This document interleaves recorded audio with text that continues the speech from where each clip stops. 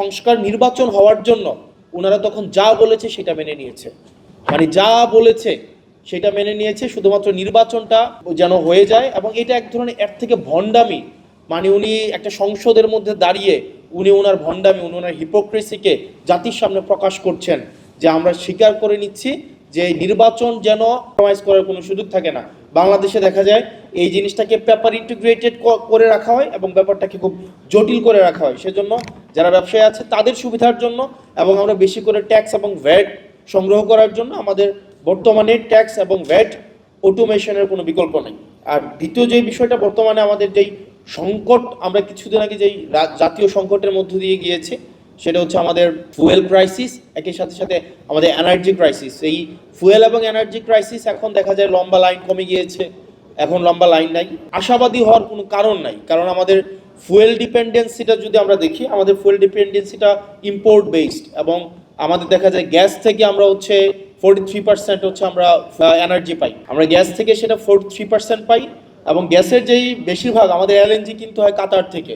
এখন এই কাতারের এলএনজি আমাদের প্রত্যেক দিন প্রায় 4000 MFCFD হচ্ছে আমাদের গ্যাস লাগে প্রত্যেক দিন, 4000 million metre cubic foot per day.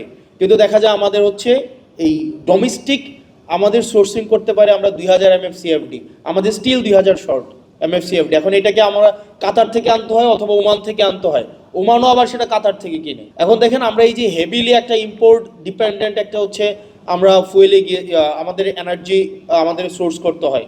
এরপর দেখেন আমাদের প্রায় 21% আমাদের হচ্ছে এনার্জি আমরা সোর্স করি হচ্ছে আপনার থেকে, আপনার এইচএফও থেকে, মানে হেভি ফুয়েল অয়েল যেই জায়গা থেকে আমাদের করতে হয়, আমাদের ডিজেল থেকে করতে হয়। অর্থাৎ এই যে ফার্নেস অয়েল ডিপেন্ডেন্সি আমাদের কখনোই এনার্জি ইন্ডিপেন্ডেন্ট করবে না। তো এনার্জি ইন্ডিপেন্ডেন্ট না হইলে আমাদের যে প্রবলেমটা হবে, দেখা যায় আমাদের এই যে ইন্ডাস্ট্রিয়াল এবং কমার্শিয়াল আমাদের এনার্জি অনেক ক্রাইসিস আছে। ইন্ডাস্ট্রি এবং কমার্শিয়াল এনার্জি ক্রাইসিসের কারণে আমাদের হচ্ছে বিজনেস বার্জিয়ন হচ্ছে না, বিজনেস বাড়ে না। আমাদের এখানে দেখা যায় প্রচুর পরিমাণ আমাদের লোডশেডিংয়ের কারণে আমাদের বড় বড় প্রতিষ্ঠানগুলো প্রত্যেক বছর ক্রাইসিসের মধ্য দিয়ে যেতে হয়। তো সেজন্য আপনি যদি আমাদের আশেপাশের দেশগুলোতে দেখেন, ইন্ডিয়াতে দেখেন, তারা কিন্তু আপনার এনার্জি সোর্সকে ডাইভার্সিফাই করতে পারছে, এখন রিনিউয়েবলসে চলে গেছে। পাকিস্তান দেখবেন ওরা হচ্ছে আপনার রিনিউয়েবলসে এখন এই যে এখন একটা ইসরায়েল এবং হচ্ছে ইসরায়েলের যে সংকটটা তৈরি হয়েছে, ইসরায়েল ইউএসএ এবং মধ্যপ্রাচ্য ইরানের সাথে যে যুদ্ধটা হয়েছে, সেটার ইম্প্যাক্ট কিন্তু পাকিস্তানে পড়ে নাই, উরুগুয়েতে পড়ে নাই, কেনিয়াতে পড়ে নাই, কারণ হচ্ছে তারা এখন রিনিউয়েবলসে এখন ডিপেন্ডেন্ট। দেখা যায় তাদের 57%-এরও বেশি হচ্ছে আপনার এনার্জি আপনার হচ্ছে রিনিউয়েবলস থেকে তারা উৎপাদন করতে পারছে। কিন্তু আমাদের রিনিউয়েবলসের উৎপাদন ক্যাপাসিটি হচ্ছে 2.9% মাত্র, জাস্ট 2.9%। এখন আমাদের এই যে লাস্ট আপনি 10-15 বছরে যদি দেখেন, আমাদের নতুন কোনো ধরনের হচ্ছে আমরা ডোমেস্টিক কোনো সোর্সিংই করি নাই রিনিউয়েবলসের জন্য। আমাদের একটার পর একটা পাওয়ার প্ল্যান্ট দিয়ে গেছে, কিন্তু এগুলা থেকে হচ্ছে আমরা সোর্স করতে পারি নাই। তো সেটার জন্য আমরা বলবো যে সুদূর প্রসারে আমাদের পরিকল্পনার ঘাটতি ছিল। আমাদের দিন শেষে আমাদের যেই ইম্পোর্ট বেসড যেই আমাদের এনার্জি সোর্সিং করার যে পদ্ধতি বা আমাদের যেই প্রক্রিয়া ডিপেন্ডেন্সি, সেটা থেকে আমাদের বের হয়ে আসতে হবে। আমাদের গভর্নমেন্টের অনেক মুড সুইং হয়, মানে গভর্নমেন্ট আসলে কে এটা বোঝা যাইতেছে না। মানে এটা আসলে হাসিনার সময় না একটা বোঝা যাইতো যে ডিসিশনটা দিন শেষে কে নেয়। মানে দিন শেষে দেখবেন ডিভোর্সের প্রবলেমও দিন শেষে ডিসিশন দেয় হাসিনা, দিন শেষে সবাই দৃষ্টি আকর্ষণ করতে হাসিনার। তো এখন আসলে এই জায়গায় মানে ডিসিশনটা আমার কাছে মনে হইতেছে there are so many governments within the governments, আমার কাছে এটা মনে হইতেছে, মানে আমি নিশ্চিত না। কারণ এবং আপনি দেখবেন খুব শীঘ্রই এটা বলা হবে যে আমাদের প্রাইম মিনিস্টারকে এইচপিএমকে ভুল বোঝানো হয়।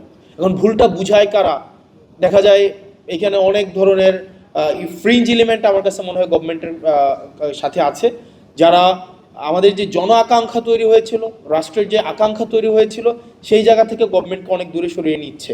এবং এখানে আমাদের যে সংস্কারের ইনস্টিটিউশনাল আমাদের ইন্ডিপেন্ডেন্ট হওয়ার কথা ছিল, আমাদের জুডিশিয়ারি হচ্ছে ইন্ডিপেন্ডেন্ট হওয়ার কথা ছিল, আমাদের বিউরোক্রেসির জায়গায় হচ্ছে একটা মেসিভ একটা আমাদের এটা হচ্ছে রিস্ট্রাকচার হওয়ার দরকার ছিল, আমাদের পুলিশ সংস্কার কমিশন হওয়ার দরকার ছিল। এই সব জায়গা থেকে গভর্নমেন্ট অনেক দূরে সরে গিয়েছে, কারণ গভর্নমেন্টের কাছে মনে হচ্ছে সে যদি সব কিছুকে নিয়ন্ত্রণ না করতে পারে, সবগুলোকে যদি মিসঅ্যাপ্রোপ্রিয়েট না করতে পারে, সে নাকি সরকার যথাযথভাবে চালাতে পারবে না। এখন আমার কাছে ম্যাডাম খুব ভালো বলেছেন কিছুক্ষণ আগে যে শেখ হাসিনা থেকে তো সবচেয়ে বেশি হচ্ছে মানে সেন্ট্রাল একদম সব কিছুকে সেন্ট্রালাইজড করা, হাসিনা কেন্দ্রিক যেভাবে সব কিছু সেন্ট্রালাইজড হয়েছে, এর থেকে শক্তিশালী তো আর কেউ থাকে নাই, আর কেউ ছিল না। তারপরেও তো শেখ হাসিনা টিকে থাকতে পারে নাই। এখন গভর্নমেন্টের মাথার মধ্যে যদি এটা এখন হয় যে আমাকে সব কিছুই নিয়ন্ত্রণ আমার লাগবে, সব কিছুই আপনার হচ্ছে তারেক জিয়া এসে সমাধান করতে হবে।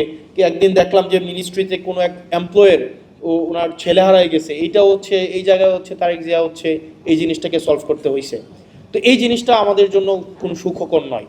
এবং ওই দিন জনাব সালাউদ্দিন সাহেব বললেন, উনি মানে স্বীকার করলেন, এটা গভর্নমেন্টের একটা দীনতা, উনি স্বীকার করলেন যে আমরা আসলে যে এক রকমের এটা ওনাদের হচ্ছে সংস্কার নির্বাচন হওয়ার জন্য ওনারা তখন যা বলেছে সেটা মেনে নিয়েছে, মানে যা বলেছে সেটা মেনে নিয়েছে শুধুমাত্র নির্বাচনটা যেন হয়ে যায়। এবং এটা এক ধরনের এর থেকে ভণ্ডামি, মানে উনি একটা সংসদের মধ্যে দাঁড়িয়ে উনি ওনার ভণ্ডামি, উনি ওনার হিপোক্রেসিকে জাতির সামনে প্রকাশ করছেন যে আমরা স্বীকার করে নিচ্ছি যে নির্বাচন যেন কোনোভাবেই পিছানো না হয়, সেজন্য আমরা এক রকমের করেছি মুঘলের হাতে, খানা খেতে হবে একসাথে, এইভাবে হচ্ছে আমরা নির্বাচনটাকে মেনে নিয়েছি।